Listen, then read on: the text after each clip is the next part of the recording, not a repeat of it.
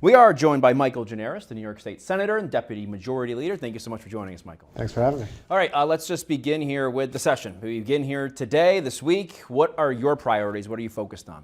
Well, my priorities are what the people have expressed very loudly throughout the state, which is that it is very hard to make ends meet these days, harder than usual. Affordability is top of everyone's mind.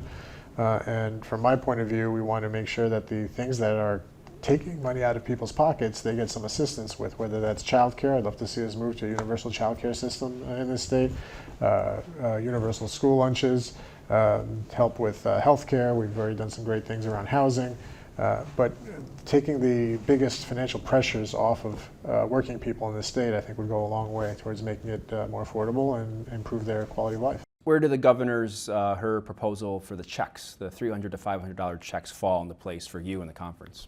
I mean, it's fine. No one's against giving money to people who need it, but that's a one-off, which seems more like a thing you do when you have a little extra money kicking around than a more serious policy decision that is long-lasting. And so I don't know that very many people oppose it if we happen to have a surplus in certain areas right now, but I'd be more interested in establishing something that will be something people can rely on beyond just this year. And like, as I mentioned, universal childcare is something that is, if you talk to your average New Yorker, they will tell you how much it costs to raise a child right now in this state. And being able to offer them that opportunity. It's similar to the way a couple of years back, universal pre-K was talked about. Now that it's in place, people love it and they can't get enough of it because it really eases the pressure off of families. I think childcare could do the same thing. School lunches you mentioned there as well. That's something your conference is a big supporter of this time around and has been in the past. Why is that? And does the state have the funding to be able to support that for these different school districts? Why do they? Is that what you said? Does the state have the funding to be able to support this? Yeah, I certainly think so. And from my understanding, is just today the governor indicated her own support for it. So I think I'm optimistic that we can all come together around it since we've already been calling for it, and that would help as well. The Speaker for the Assembly told a reporter that potentially there could be a raise in taxes to help fund the MTA. Is that at all on the table here? As we talk about affordability, that seems to be a big one for people. Well, it depends who's paying, right? The MTA has a $33 billion hole in its capital budget. It's significant. It's not the kind of thing you could fill with existing resources. So we would have to either find more resources or have the mass transit system of the city and the surrounding region suffer.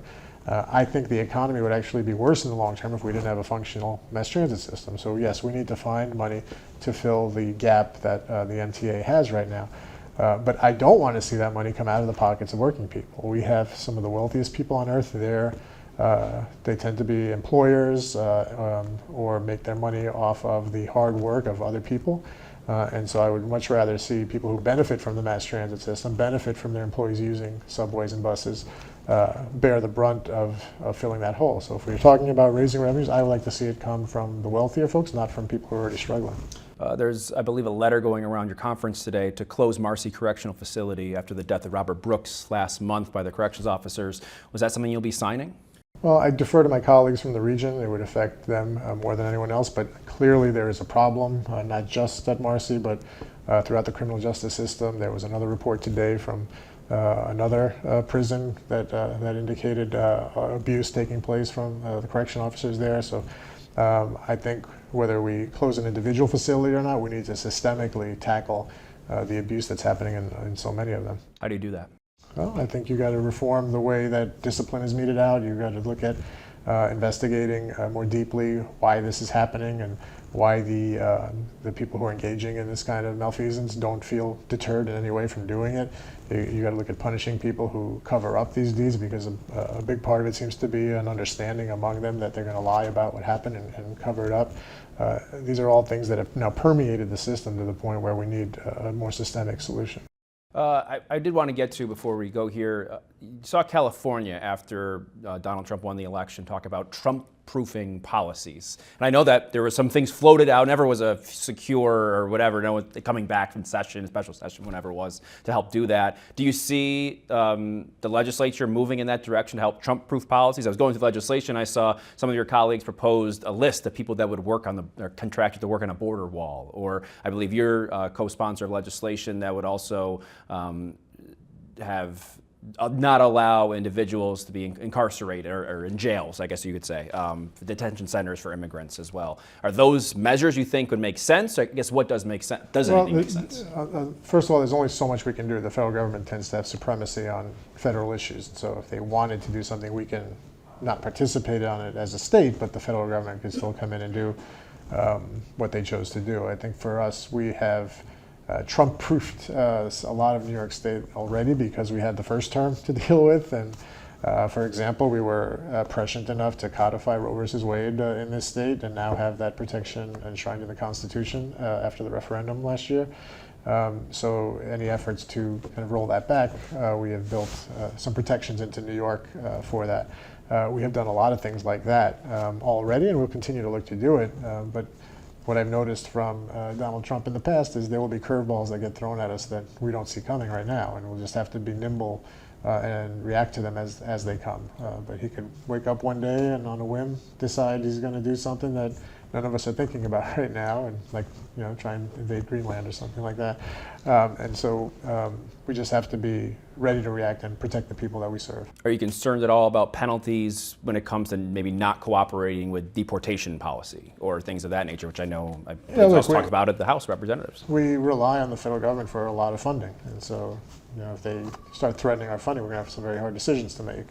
But let's hope it doesn't come to that, and if it does, we will deal with it at the moment. I did want to ask you talk about immigration, and I know for the agriculture section, it's a concern when it comes to some of these policies. But I also there's that controversy over H-1B that happened with some of the Trump advisors like a few weeks ago now.